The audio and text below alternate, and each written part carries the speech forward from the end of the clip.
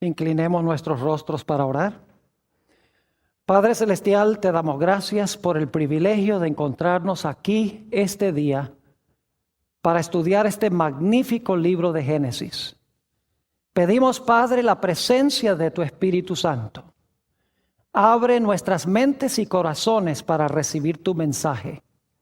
Y te damos gracias por escuchar nuestra oración, pues te lo pedimos en el precioso nombre de tu Hijo, Cristo Jesús. Amén. Quiero extenderle a todos los presentes un saludo muy cordial y una bienvenida a este seminario especial, Descubriendo los Misterios de Génesis. En nuestro tema de hoy vamos a analizar algunos aspectos introductorios sobre el libro de Génesis.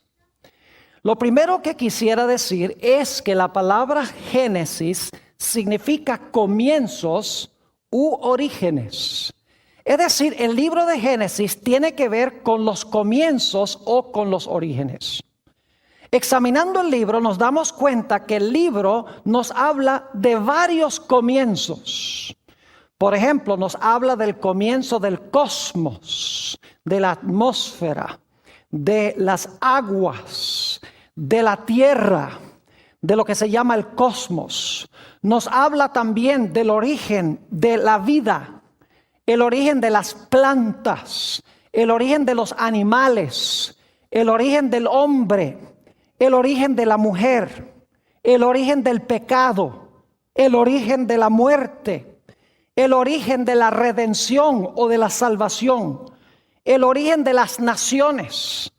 El libro de Génesis hasta nos habla del origen del conflicto entre los árabes y los judíos. Es decir, el libro de Génesis nos presenta en toda su gloria los orígenes de la mayoría de las cosas que nosotros conocemos hoy en el planeta Tierra. Quiero decirles algo en cuanto a la cronología del libro de Génesis. El libro de Génesis relata los primeros 2500 años de la historia del planeta Tierra. Inclusive en Génesis hay algunos relatos que no se encuentran registrados en ningún otro lugar histórico.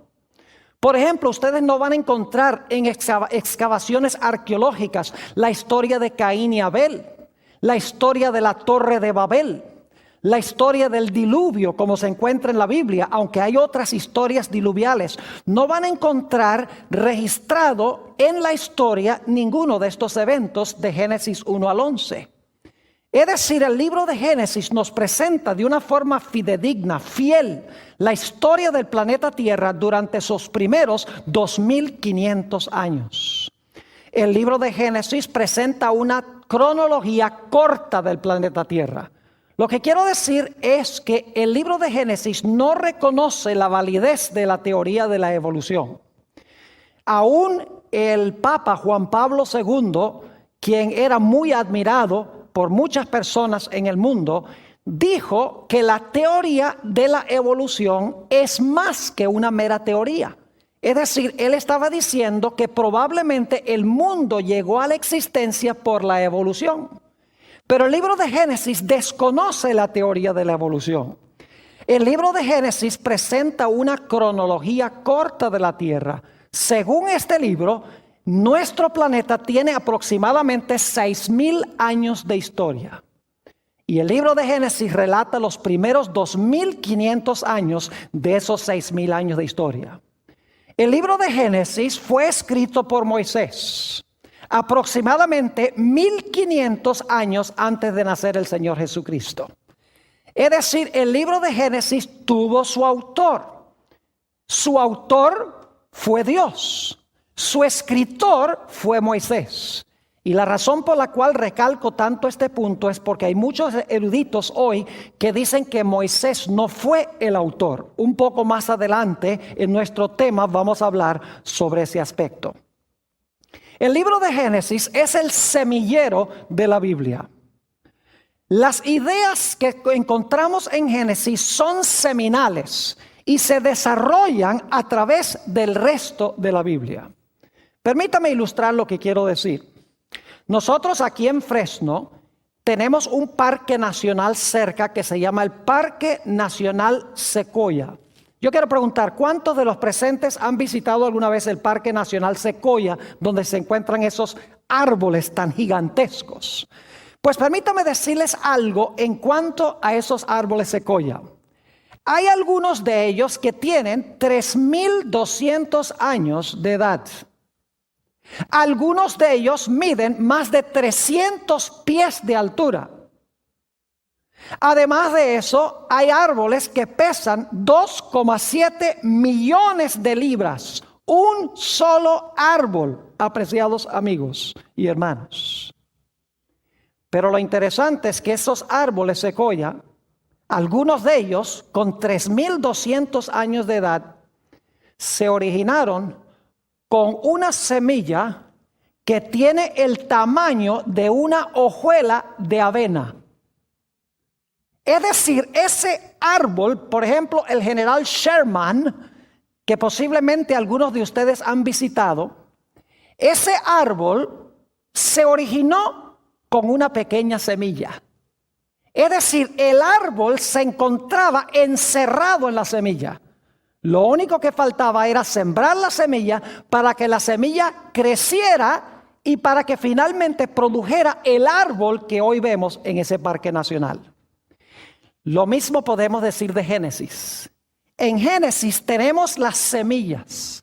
Esas semillas en el transcurso de la Biblia crecen y finalmente llegan a su mayor crecimiento y su mayor desarrollo en el libro de Apocalipsis. Es decir, que Génesis tiene las semillas y Apocalipsis tiene esas semillas plenas y totalmente desarrolladas. Y el transcurso bíblico es el crecimiento de esa semilla. Por eso en este seminario no vamos a estudiar solamente el libro de Génesis, sino que vamos a ver cómo se desarrollan las ideas de Génesis a través de toda la Biblia, culminando en el libro de Apocalipsis. Permítame mencionarles un par de ejemplos para que entendamos este concepto de semilla, desarrollo y crecimiento de esa semilla o de esa idea.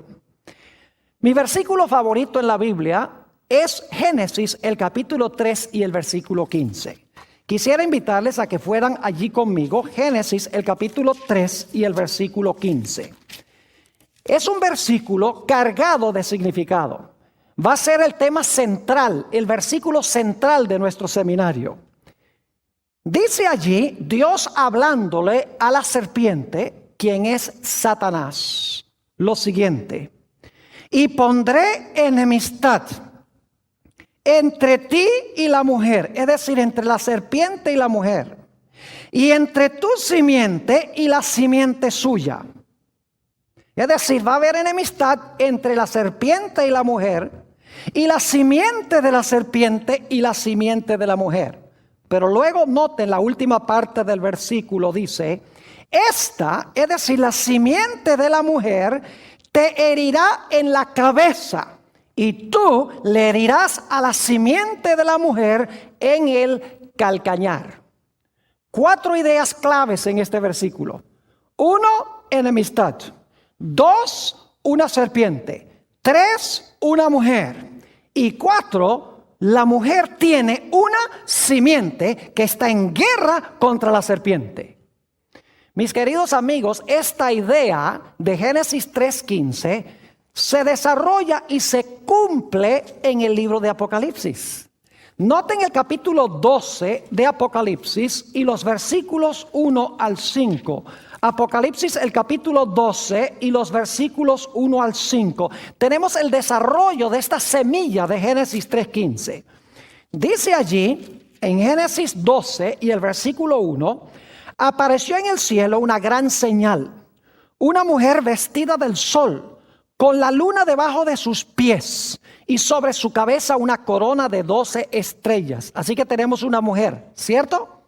Noten el versículo 2. Y estando encinta, clamaba con dolores de parto en la angustia del alumbramiento. Es decir, tenía en su vientre una simiente. Tenía en su vientre a un niño que iba a nacer.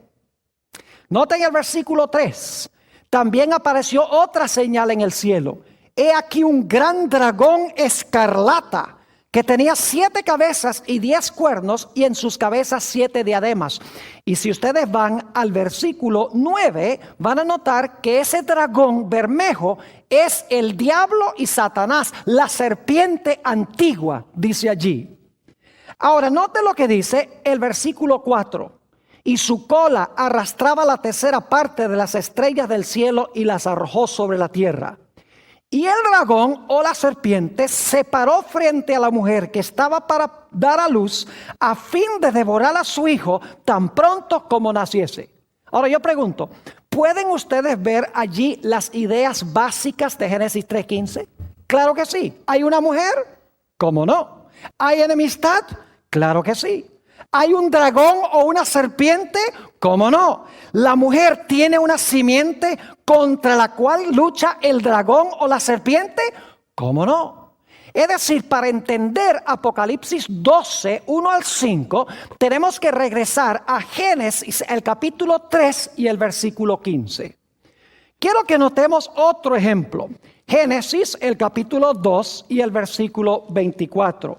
Génesis, el capítulo 2 y el versículo 24. Estamos viendo cómo las semillas del Génesis se desarrollan en la Biblia y se cumplen finalmente y alcanzan su mayor crecimiento en el libro de Apocalipsis.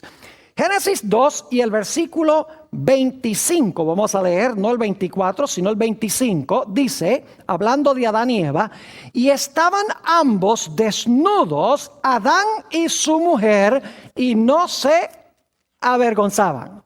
¿En qué condición estaban Adán y Eva cuando fueron creados por Dios? Estaban desnudos y no se avergonzaban. Ahora necesito hacerles una explicación que vamos a estudiar con más detenimiento más adelante en este seminario. Adán y Eva estaban desnudos en lo que respecta a vestiduras artificiales hechas por seres humanos. Pero según la Biblia, ellos estaban cubiertos con un manto glorioso de luz. Es decir, estaban cubiertos con la gloria de Dios. Ahora, ¿qué sucedió cuando Adán y Eva pecaron? ¿Qué pasó con ese manto de luz? Note lo que dice Génesis, el capítulo 3 y el versículo 7. Génesis, el capítulo 3 y el versículo 7. Dice, entonces fueron abiertos los ojos de ambos y conocieron que estaban, ¿qué? Desnudos. Entonces cosieron hojas de higuera y se hicieron delantales. Fíjense que el manto de luz se fue y ahora se dieron cuenta que estaban, ¿qué? Desnudos. En su estado de inocencia, en su estado de pureza y de justicia, estaban vestidos con el manto de luz. Cuando pecan, el manto de luz se va y se dan cuenta que están desnudos. ¿Qué trataron de hacer Adán y Eva para cubrir su desnudez? Dice la última parte del versículo 7, y se hicieron delantales y se pusieron esos delantales de hojas de ¿qué? Hojas de higuera. Es decir, se taparon la vergüenza de su desnudez con hojas de higuera. Pero ¿saben que aún después de eso se sentían desnudos? Porque en el versículo 10 Dios viene buscando a Adán y Eva y dice, ¿dónde están? Y Adán dice, tuvimos miedo porque estábamos desnudos, pero ya no estaban desnudos porque tenían las hojas de higuera. Obviamente su desnudez no era desnudez física, no tenían el manto glorioso de luz. Pero quiero que noten cómo cubrió Dios la vergüenza de su desnudez. El versículo 21, y esto lo vamos a estudiar en nuestro próximo tema más detenidamente. Dice, y Jehová Dios hizo al hombre y a su mujer túnicas de ¿qué? Túnicas de pieles y los vistió. Ahora fíjense las ideas que tenemos aquí. Tenemos la idea de vestiduras. Tenemos la idea de vergüenza. Tenemos la idea de desnudez. Ahora yo quiero que vayamos a Apocalipsis, el capítulo 16 y el versículo 15. Y ustedes me van a decir si Apocalipsis 16, 15 guarda alguna relación con lo que acabamos de estudiar de Génesis 2 y el versículo 24 y también el capítulo 3 y el versículo 7 y 21. Note lo que dice la Biblia en Apocalipsis el capítulo 16 y el versículo 15. Está hablando aquí de la batalla de Armagedón y fíjense las ideas que contiene. Dice en Apocalipsis 16 y el versículo 15, hablando Jesús: he aquí, yo vengo como ladrón. Ahora escuchen bien. Bienaventurado el que vela y guarda sus ¿qué? Sus ropas, para que no ande desnudo y vean su vergüenza. Yo pregunto, ¿tiene alguna relación ese versículo con los versículos que leímos de Génesis? Claro que sí, porque habla de ropas, habla de desnudo y habla de vergüenza. No podemos entender este versículo de Apocalipsis 16:15 sin empezar en Génesis, a donde se encuentran esas ideas. Y vamos a tener en este seminario un tema completo sobre Apocalipsis 16:15, sobre la gran batalla de Armagedón. Estos son solamente dos ejemplos de cómo las semillas del Génesis se desarrollan a través de la Biblia y culminan su crecimiento en el libro de Apocalipsis. Ahora, una pregunta que siempre surge cuando se estudia el libro de Génesis es esta: ¿el libro de Génesis es historia o el libro de Génesis es mito y leyenda? Yo quiero decirles que no tengo duda alguna de que el libro de Génesis, las historias que se encuentran relatadas allí, sucedieron exactamente como se hayan registradas en el libro. Ahora, yo quisiera decirles que los autores del Nuevo Testamento todos creían que las historias de Génesis son literales. Jesús, el apóstol Pedro, Mateo, Marcos, Lucas, Juan, San Judas y los otros autores del Nuevo Testamento, todos entendieron que estas historias de Génesis eran literales, que sucedieron exactamente como dice la Biblia. Ahora, yo quiero darles algunos ejemplos en el Nuevo Testamento donde se mencionan algunas historias del libro de Génesis como literales. Porque hay muchos eruditos, inclusive teólogos hoy en día, que dicen: no, las historias del Génesis son mitos o son leyendas, son historias que enseñan una gran lección moral, pero nunca se realizaron en la historia. Yo quiero decirles que las personas que enseñan eso están diciendo que no creen a Jesús, ni creen al apóstol San Pablo, ni creen en el apóstol San Juan, ni creen en San Mateo, ni en ninguno de estos, porque todos estos autores creían que estas historias de Génesis son literales. Noten, por ejemplo, Mateo el capítulo 19, Mateo 19 y los versículos 4 al 6. Mateo 19 y los versículos 4 al 6. Yo pregunto, ¿creen ustedes que Jesús creía que Adán y Eva fueron personas históricas, literales? ¿Creen ustedes que fue Dios el que hizo el matrimonio al comienzo? Jesús lo creía así. Note lo que dice Mateo 19 y el versículo 4. Él respondiendo les dijo: ¿no habéis leído que el que los hizo al principio, varón y hembra los hizo? Y dijo: por esto dejará padre y madre el hombre y se unirá a su mujer, y los dos serán una sola carne. Así que no son ya más dos, sino una sola carne. Por tanto, lo que Dios juntó, no lo separa el hombre. Yo pregunto, ¿Jesús creía que Adán y Eva eran personajes históricos literales? Claro que sí. ¿Creía Jesús que el primer matrimonio fue literal entre Adán y Eva? ¿Cómo no? Así que si usted dice que no, usted está poniendo en tela de juicio ¿a quién? Las palabras de Jesús. Usted está contrariando lo que creía Jesús. Ahora vamos a notar algunas otras historias de Génesis. Por ejemplo, tenemos una semana de 7 días, ¿verdad? ¿Se han preguntado alguna vez por qué tenemos una semana de 7 días? ¿Por qué no tiene 10? ¿Por qué no tiene 5? ¿Por qué no tiene 3? ¿Por qué la semana tiene 7?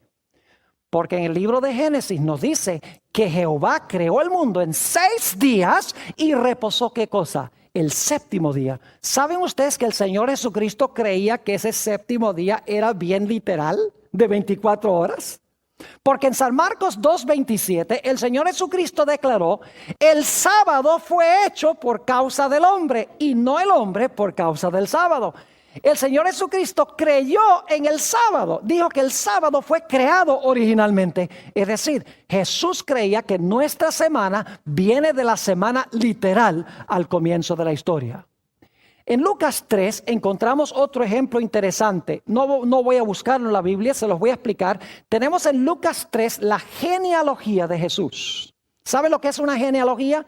Son la lista de los antecesores de Jesús. Y es interesante, se menciona comenzando con José, el padre de Jesús, y el relato va hacia atrás y termina allá con Adán. Ahora yo pregunto, ¿creen ustedes que Jesús fue un personaje histórico literal? ¿Creen que Jesús fue un personaje histórico que vivió dentro del curso de la historia? Claro que sí, nadie lo negaría. Pero entonces yo pregunto, si Jesús, quien se menciona al comienzo de la genealogía de Lucas 3, es un personaje histórico, y se menciona toda la lista de sus antecesores, yo pregunto, ¿el último que se menciona en la lista, Adán, también tiene que ser un personaje histórico? Claro que sí.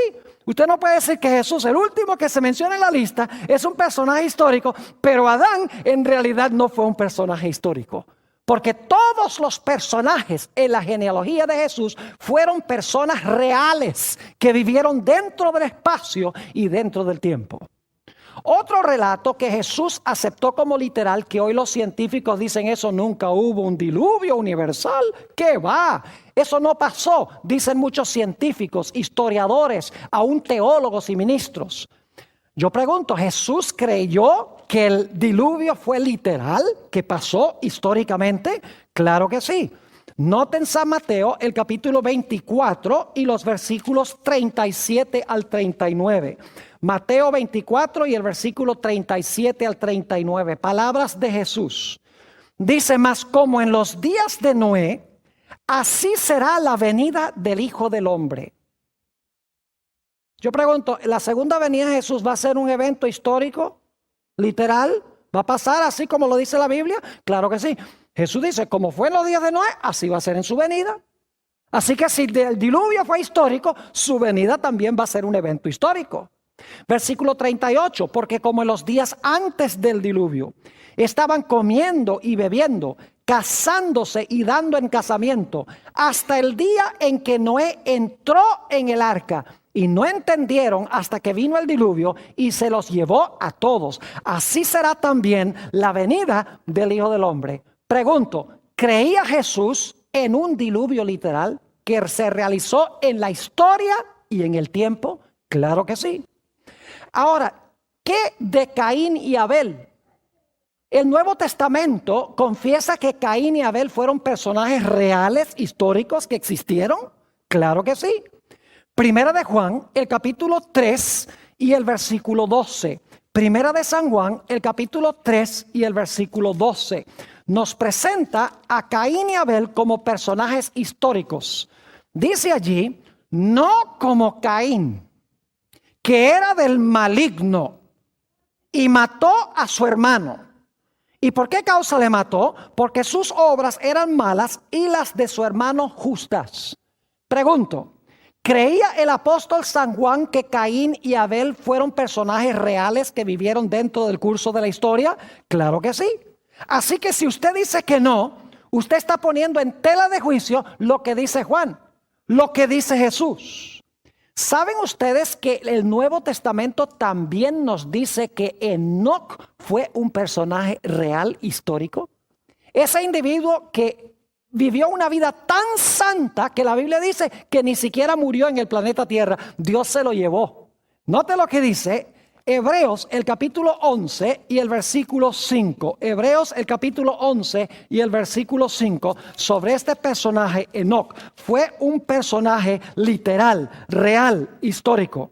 Dice en el versículo 5, por la fe Enoc fue traspuesto para no ver muerte y no fue hallado, porque lo traspuso Dios. Y antes que fuese traspuesto, tuvo testimonio de haber agradado a Dios.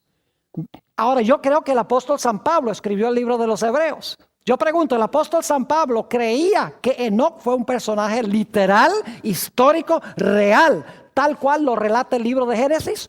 Obviamente que sí. Ahora, algunos dicen Sodoma y Gomorra nunca existieron. Algunos científicos, algunos geólogos, algunos historiadores, inclusive ministros, dicen esa historia de Sodoma y Gomorra es una historia imaginaria para enseñarle a la gente que se porte bien. Ahora yo pregunto, ¿creía Jesús que las ciudades de Sodoma y Gomorra existieron y fueron destruidas por fuego? Claro que sí. Note lo que dice San Lucas 17 y el versículo 28. San Lucas, el capítulo 17 y el versículo 28. Dice aquí, asimismo como sucedió en los días de Lot. ¿Creía Jesús que Lot fue un personaje histórico, literal? Claro que sí. Comían, bebían, compraban, vendían, plantaban, edificaban. Mas el día en que Lot salió de Sodoma, llovió del cielo fuego y azufre y los destruyó a todos. Así será el día en que el Hijo del Hombre se manifieste. Fíjense que las historias del libro de Génesis ocurrieron tal cual lo relata el libro de Génesis. El testimonio de los autores del Nuevo Testamento corrobora que estas cosas pasaron exactamente como lo dice la Biblia.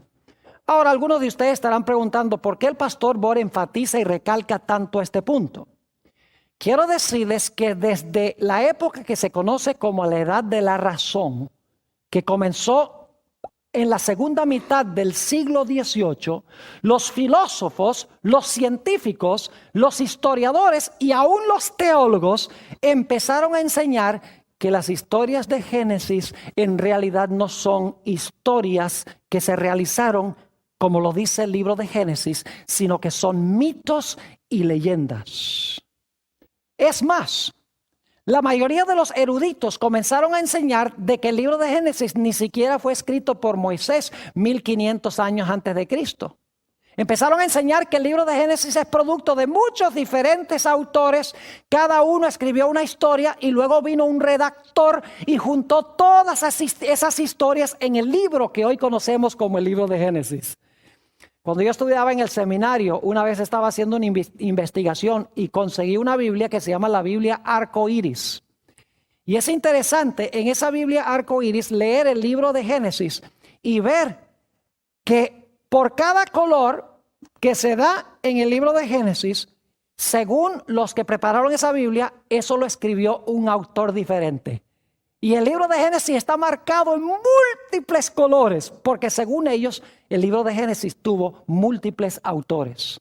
La Biblia enseña que Génesis fue escrito por Moisés. El libro de Génesis fue escrito por Moisés, aproximadamente 1500 años antes de Cristo, y el libro relata historias reales.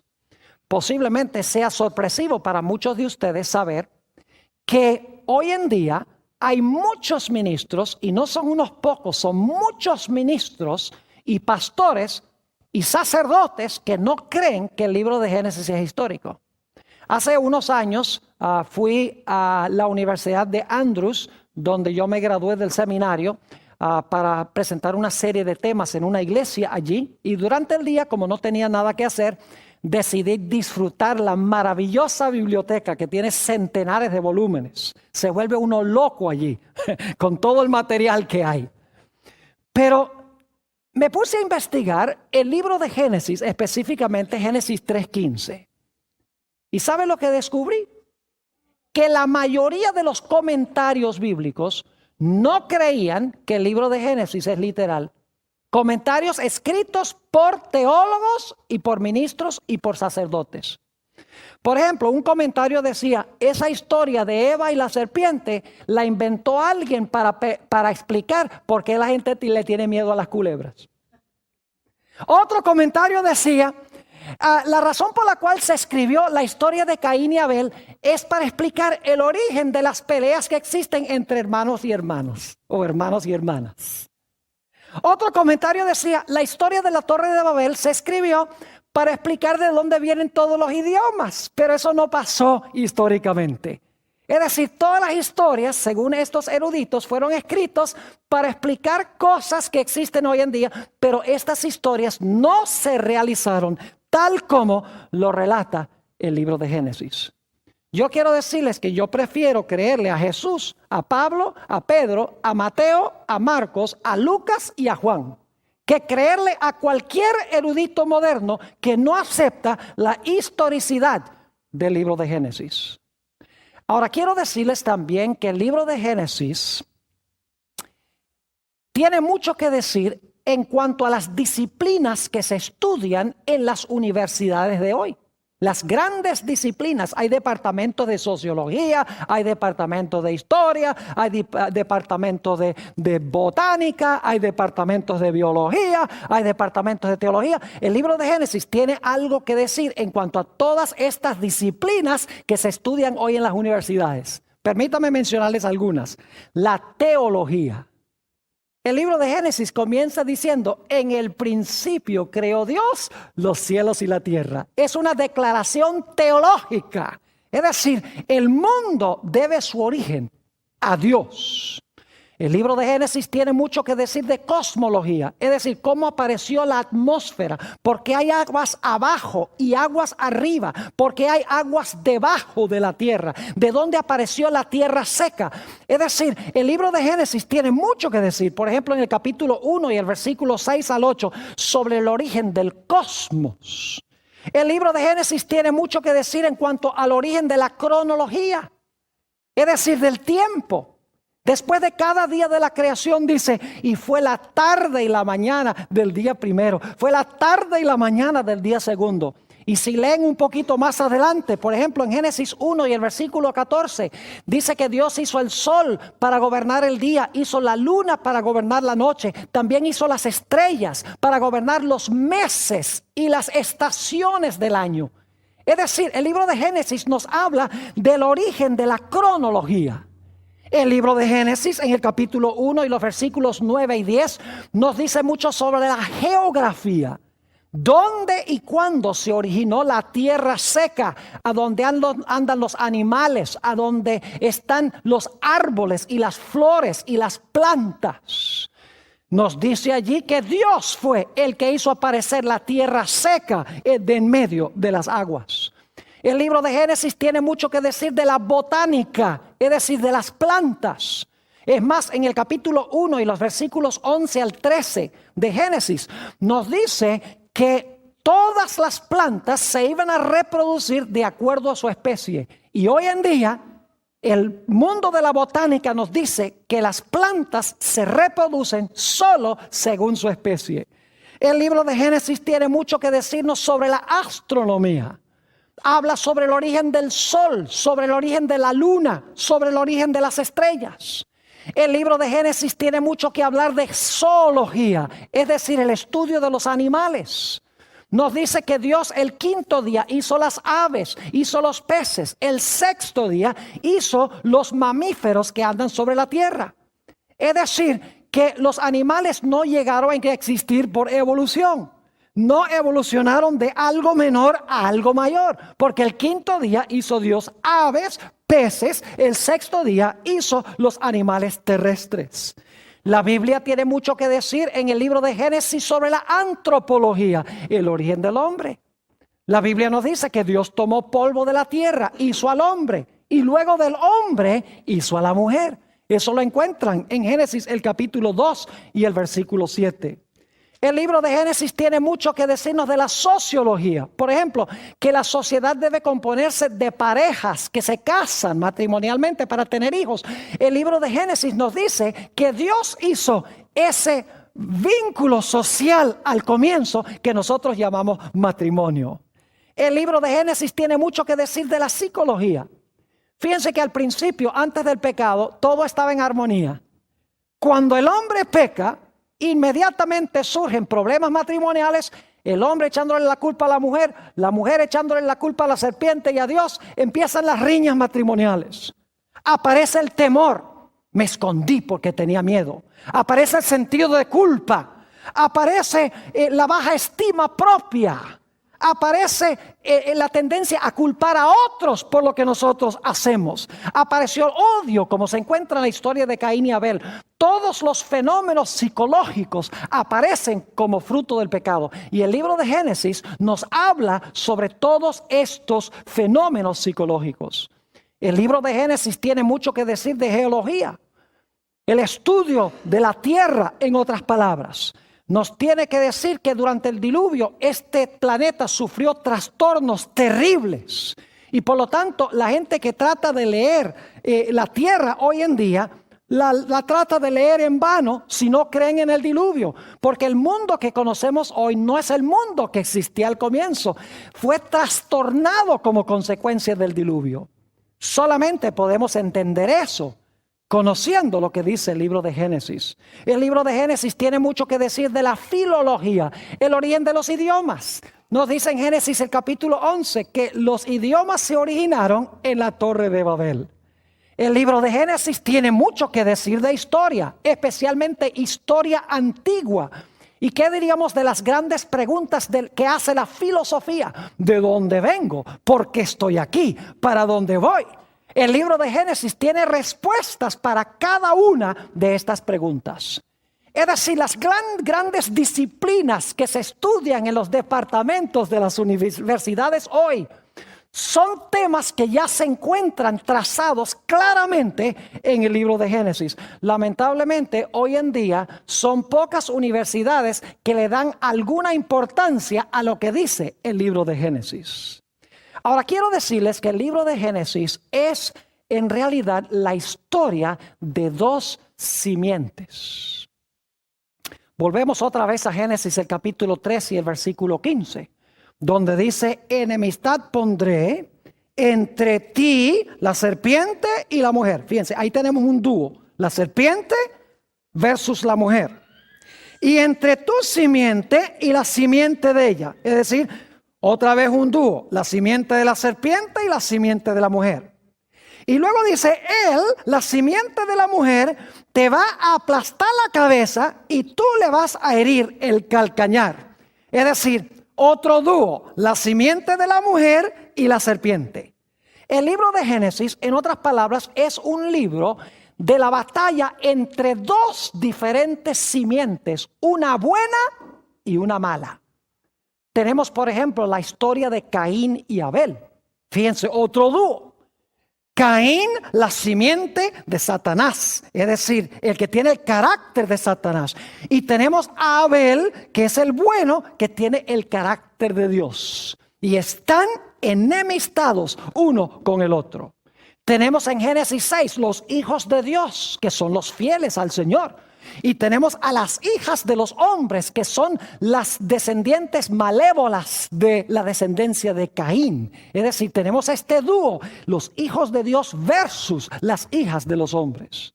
Tenemos en el libro de Génesis la historia de Abraham y los constructores de la Torre de Babel. Se presentan como radicalmente distintos uno del otro. Es más, vamos a encontrar en uno de los temas que vamos a estudiar que Abraham se encontraba viviendo a donde vivían los que construyeron la Torre de Babel. Y se estaba contaminando la familia de Abraham con los que habitaban allí, con la idolatría de los constructores de la Torre de Babel. Así que Dios dijo: yo no puedo dejar que mi simiente se quede aquí para que me lo corrompan. Así que Dios, según Génesis 12, 1 al 3, llamó a Abraham de Ur de los Caldeos, lo sacó de ese ambiente y lo llevó a la tierra de Canaán. Abraham y los constructores de la Torre de Babel, dos simientes opuestas. Luego tenemos Isaac e Ismael. Isaac, la simiente mala, Isaac, la simiente buena, Ismael, la simiente mala. Y nuevamente la idea de enemistad. Ismael odiando y tratando de destruir a Isaac, según dice en Gálatas el capítulo 4. Y luego tenemos la historia de Jacob y Esaú. Fíjense, otro dúo en el libro de Génesis. Esaú, el malo, que vendió su primogenitura, y Jacob, el bueno, el que recibió la primogenitura. Y Esaú enemistado contra Jacob, su hermano. Tenemos también Lot y los constructores de las ciudades de Sodoma y de Gomorra. Lot, según segunda de Pedro 2, 6 al 8, era un hombre pío, era un hombre santo. que le molestaba la impiedad de las ciudades, mientras que la Biblia dice que los habitantes de Sodoma y Gomorra eran malos y pecadores delante de Jehová. Y luego tenemos a José por un lado y tenemos por el otro lado a sus hermanos. Es decir, el libro de Génesis es la historia de las dos simientes, la simiente buena y la simiente mala, en riña o en guerra uno con el otro. Y esta idea se desarrolla a través de toda la Biblia y finalmente culmina en el libro de Apocalipsis con aquellos que tienen el sello de Dios y los que tienen la marca de la bestia. Aquellos que se presentan como la mies de la tierra en Apocalipsis 14, que son los justos, y las uvas que son echadas en el lagar de la ira de Dios.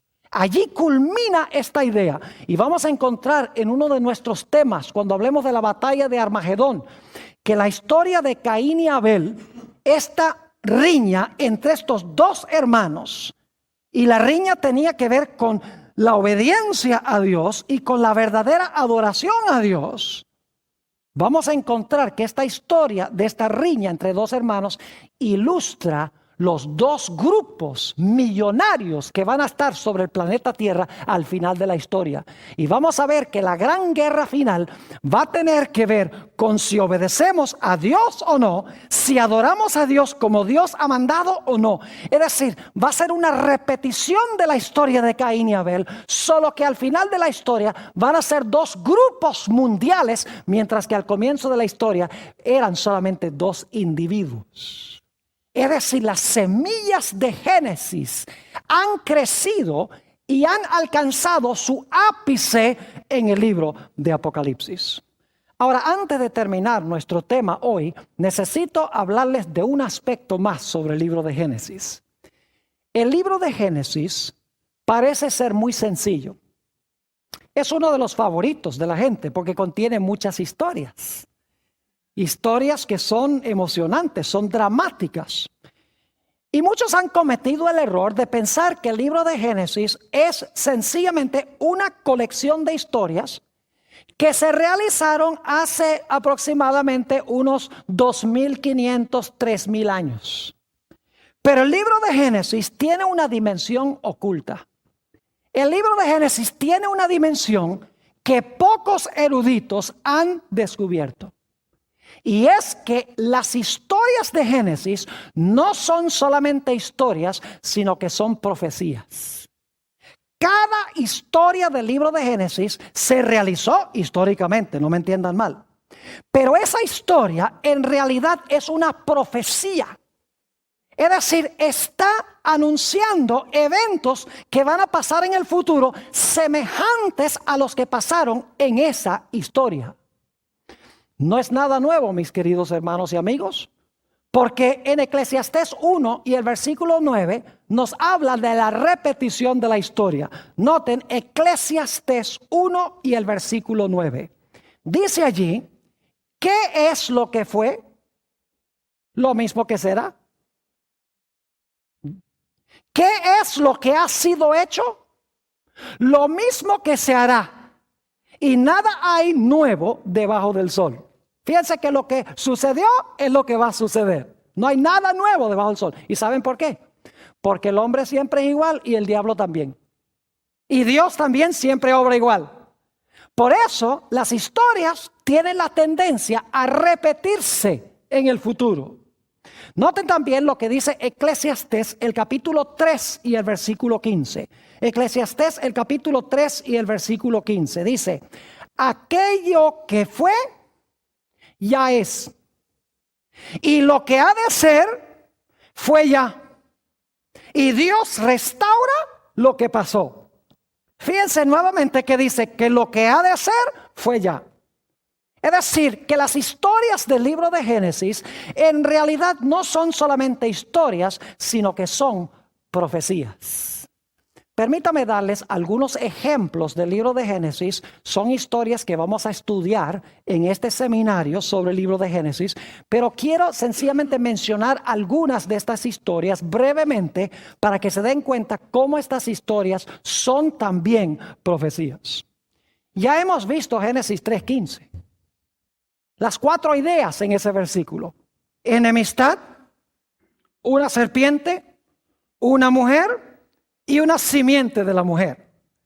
Vimos en Apocalipsis 12 que tenemos las mismas ideas. Tenemos una mujer, la mujer tiene en su vientre una simiente, aparece un dragón o una serpiente que se quiere comer al niño, es decir, está enemistado con el niño. Es decir, que Génesis 3:15 no es solamente algo que Dios le habló a la serpiente en el huerto del Edén, sino que es un versículo que conlleva una dimensión profética o futura que se iba a cumplir cuando naciera Jesús de la Virgen María. Tenemos también la historia del Edén. Ustedes leen Génesis 1 y 2, la descripción hermosa de este huerto precioso del Edén, donde estaba el árbol de la vida, el río de la vida. Pero ¿saben ustedes que en Apocalipsis 21 y 22 tenemos la misma idea? En Génesis 1 y 2 tenemos el Edén. El resto de la Biblia habla de cómo el hombre perdió el Edén. Y Apocalipsis 21 y 22 habla de la restauración del huerto del Edén que existía al comienzo de la historia. En Génesis 1 y el versículo 2 nos habla de la condición de la tierra antes de la creación. Dice, la tierra estaba desordenada y estaba vacía y había tinieblas sobre la haz del abismo. Piensen las palabras, abismo, tinieblas, desordenada, vacía. ¿Saben ustedes que la Biblia dice que la tierra va a volver a esa condición otra vez? Se usan las mismas palabras para hablar de lo que va a pasar en el futuro. En Jeremías, el capítulo 4. Dice Jeremías, cuando ve la segunda venida de Jesús, dice, miré la tierra y estaba desordenada y vacía, y miré los cielos y no había en ellos luz. Es decir, que lo que sucedió al comienzo sucederá al final. Como la tierra estaba desordenada y vacía en tinieblas antes de la creación, cuando Jesús venga y también en consecuencia de las plagas, la tierra regresará a esa condición antes que Dios haga un cielo nuevo y una tierra nueva. Ya les mencioné la historia de Caín y Abel. Es una historia profética. No solamente pasó con dos personajes en cierta ocasión en el pasado, sino que ilustra lo que va a pasar al final de la historia. Dios le manda a Caín y Abel, tráigame un animal, me van a adorar con un animal, lo van a sacrificar. Abel dice, bueno, si Dios dice que para sacrifique un animal, voy a traer un animal. Caín dice, pues yo no ando en esa cosa de animales, yo le voy a traer mis productos agrícolas. Es decir, Abel obedeció a Dios y adoró a Dios como Dios mandó. Abel desobedeció el mandato de Dios y adoró a Dios como él quiso. En el libro de Apocalipsis vamos a encontrar que los dos grupos que van a existir en el mundo al final de la historia van a tener esas mismitas características de Caín y Abel. Va a haber un grupo que profesa adorar a Dios, pero que no lo adora como Dios dice, ni obedece a Dios. Va a haber otro grupo que obedece los mandamientos de Dios. Satanás los va a odiar y que también adoran a Dios como Dios ha mandado, no como ellos quieren. Es decir, la historia de Caín y Abel es una historia profética. Podríamos mencionar también la historia del diluvio, ya lo hicimos. Jesús dijo, como en los días de Noé, así será también la venida del Hijo del Hombre. Yo pregunto, ¿creía Jesús que la historia del diluvio era una historia profética? Claro que sí, porque dijo, como pasó allá, va a pasar al final de la historia. Es decir, para Jesús la historia del diluvio no solamente era una historia, sino que era una ¿qué? Una profecía. Y vamos a dedicar un tema completo en nuestro seminario sobre la historia del diluvio. Y vamos a ver que cada detalle de la historia del diluvio, la predicación de Noé, el derramamiento del Espíritu Santo con su predicación, las decisiones que la gente tomó cuando se cerró la puerta, un periodo de tiempo entre cuando se cerró la puerta y cuando comenzó a llover, y los que estaban adentro no estaban seguros, ¿será que era verdad lo que estaba predicando? Dice Noé, y cada día los que están afuera se vuelven más violentos.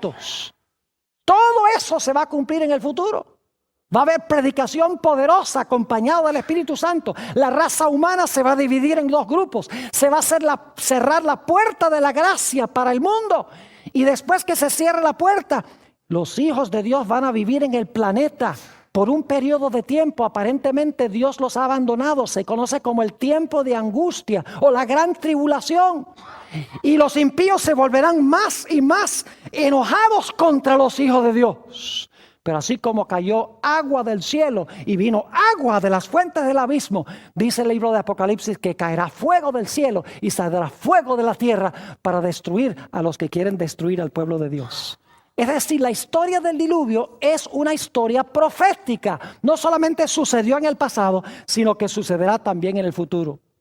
El llamado que Dios le hizo a Abraham para que saliera de Babel, de allá a donde se construyó la torre de Babel.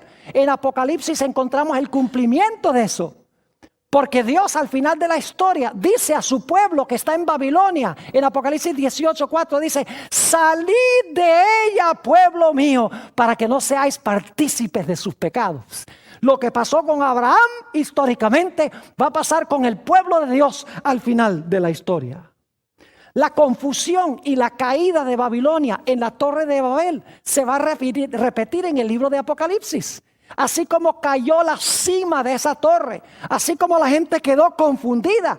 En Apocalipsis 14:8 y el 18:1 al 3 dice: ha caído Babilonia. Usted no puede entender la caída de Babilonia al final de la historia, al menos que haya entendido la primera caída de Babilonia en la torre de Babel.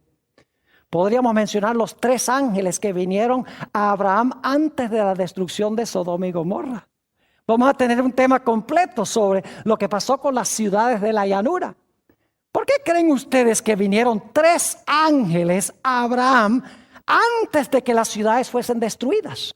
Yo pregunto, ¿el libro de Apocalipsis habla de 3 ángeles que van a venir a dar una advertencia al mundo antes que Jesús venga? Claro que sí.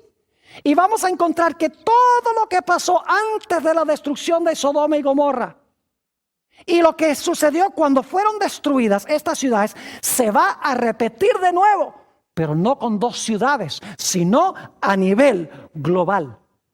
La historia de Isaac e Ismael, que se encuentra en Génesis 16 y 17. El apóstol Pablo en Gálatas 4, 21 al 31 dice que esa historia es profética. Representa a los que viven conforme a la carne y los que viven conforme al espíritu. Representa 2 clases de personas que van a vivir en el transcurso de la historia. El sacrificio de Isaac en Génesis 22, donde Abraham ofrece a un carnero en lugar de su hijo, representa el hecho de que Jesús sufre en la cruz en lugar nuestro. Vamos a tener un tema completo donde vamos a trazar esa historia de Génesis 22. La escalera que vio Jacob entre el cielo y la tierra. Jesús mismo dijo en San Juan 1:51 que Él era la escalera. Y así como Jacob vio ángeles ascendiendo y descendiendo por la escalera, Jesús dice: el cielo será abierto y habrá ángeles que ascenderán y descenderán sobre el Hijo de Dios. Así como una escalera tiene 2 partes claves, la parte de abajo y la parte de arriba, Jesús es hombre con nosotros, esa es la parte de abajo, y es Dios con su Padre en el cielo, esa es la parte de arriba de la escalera. Es decir, la escalera es profética, no solamente es un evento histórico. El tiempo de angustia que pasó Jacob cuando su hermano Esaú venía para destruirlo se conoce como el tiempo de angustia de Jacob. En realidad es una ilustración de la experiencia por la cual pasará el pueblo de Dios antes que Jesús venga. En Daniel 12:1 dice: habrá tiempo de angustia cual no fue desde que hubo nación, mas en aquel tiempo tu pueblo será libertado, todos los que se hallaren escritos en el libro. Así como Jacob fue librado de la ira de su hermano, al final de la historia el pueblo de Dios será librado de la ira de los que quieren destruirlos. La historia de José es una historia, pero también es una profecía. Permítame mencionarles solo algunos ejemplos de la historia de la vida de José. Su padre lo mandó a sus hermanos, pero sus hermanos no lo recibieron. Fue vendido por unas piezas de plata. Sus hermanos pensaban que se habían deshecho de él, pero por lo que hicieron, él llegó a ser su salvador. tenemos en esto una ilustración de la vida de Jesús. Jesús también fue enviado por su Padre para buscarnos a nosotros que nos habíamos perdido. Dice en el Nuevo Testamento que Jesús vino a los suyos no le recibieron. Jesús fue vendido por 30 piezas de plata. Y sus enemigos pensaban que se habían deshecho de él. Pero por el hecho de haberlo entregado, Jesús llegó a ser su Salvador. Es decir, la historia de José es una historia profética. ¿Y qué diríamos de los 144,000 del libro de Apocalipsis, capítulo 7 y capítulo 14? No podemos entender los 144,000 de las 12 tribus de Israel sin entender la bendición que pronunció Jacob sobre sus 12 hijos en Génesis 49, donde menciona las características de cada uno de ellos. Es decir, que la base para entender los 144,000 está en la historia que encontramos en Génesis capítulo 49. Mis queridos hermanos y amigos, nos esperan momentos emocionantes en este seminario. Vamos a estudiar las grandes cosas del libro de Génesis. Vamos a encontrar no solamente su dimensión histórica, sino que vamos a conseguir su dimensión profética. Y vamos a ver la Biblia posiblemente como nunca la hemos visto antes. Vamos a ver el gran plan de Dios para nuestras vidas y qué es lo que Dios quiere que hagamos en preparación para su gloriosa venida en las nubes del cielo. Que Dios nos bendiga. Esta presentación fue brindada por Audioverse, una página web dedicada a esparcir la palabra de Dios a través de sermones gratuitos y mucho más. Si quisiera saber más de Audioverse o si le gustaría escuchar más sermones, por favor visite www.audioverse.org.